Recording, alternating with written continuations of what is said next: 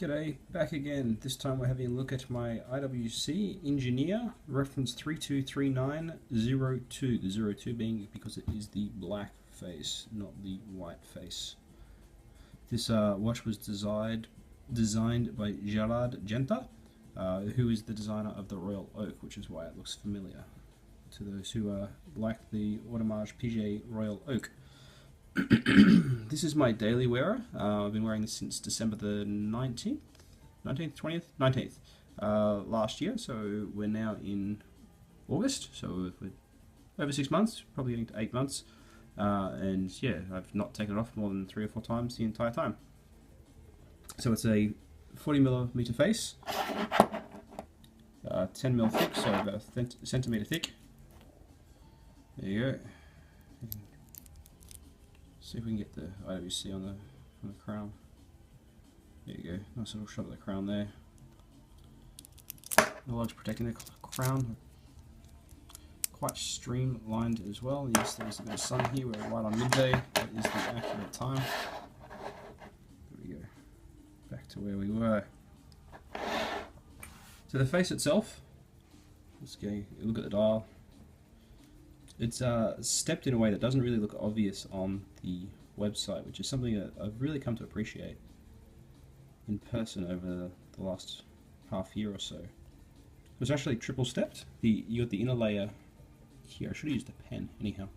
The inner layer here, and you can see it kind of steps out to around the outside, where the hour markers are, and it steps out again to track the minutes.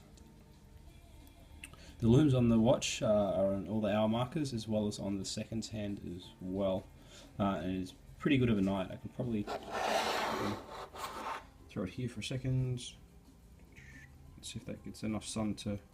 No, it's not gonna work in daylight, which is kind of not surprising. The hands on the watch, another thing that doesn't really look too clear online when looking at the watch. Hopefully you can start to see it here a little bit. They're beveled, or they're slanted, they're tilted.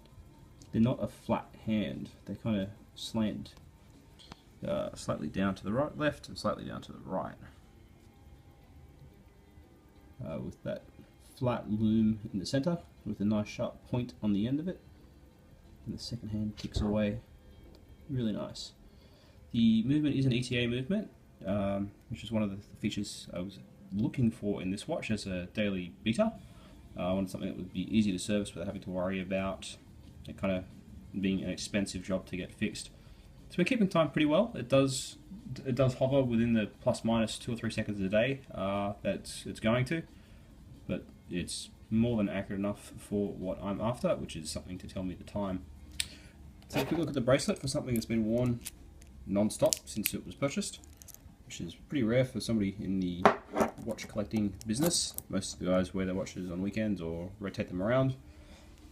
This is what happens if you wear a watch every day on a steel bracelet. You can see it's starting to get a bit of a patina, a bit of matte, lots of small scratches that are kind of helping bring together the sheen of the silver. Sterling. Steel, sorry, not silver. That was silver I was looking for. The bracelet itself, looking at it, is really distinctive. It's quite easy to replace or take out a link on the watch with IWC's proprietary system. You push down on the holes, like here and here. No, that would be another watch vendor. To replace a link, or take a link out, you push down there. And that with their tool, and that pops the rod out that holds the links together. It's very different to most other watch vendors when it comes to taking a link out. So back to the band itself. If you have a look at most watch bands, bracelets, you'll find that none of them really have a design that's tapered like this, with the link piece being in the center.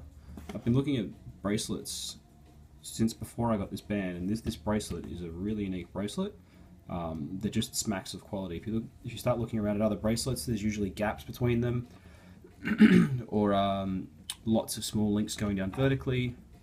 It's very rare to see something so well put together with the H and the blocks tying it together. How it comes back to the top of the watch is just an absolute master stroke, in my opinion. So it looks integrated, it is integrated. The top link can be, this one here, can be removed. This is fixed onto the watch itself. But that integration is perfect, and it really shows that it's a high quality watch and a high quality bracelet to go with the watch. I've got no problems with the watch at all. It keeps time consistently well. The looms are fantastic overnight. It keeps reasonably clean, so for 8 months of wearing a sterling silver watch, there's not really... It's sterling silver again. Stainless steel watch. There's not really much dirt on it. I give it a bit of a clean, leave it in the shower, but it will probably go for a 1 year anniversary clean just to kind of get it back up into perfect condition again. Alright guys, so that's a review of my IWC Ingenieur 3239. Absolutely love it. Would recommend getting an IWC for those who want a really high quality watch without the fuss of Rolex.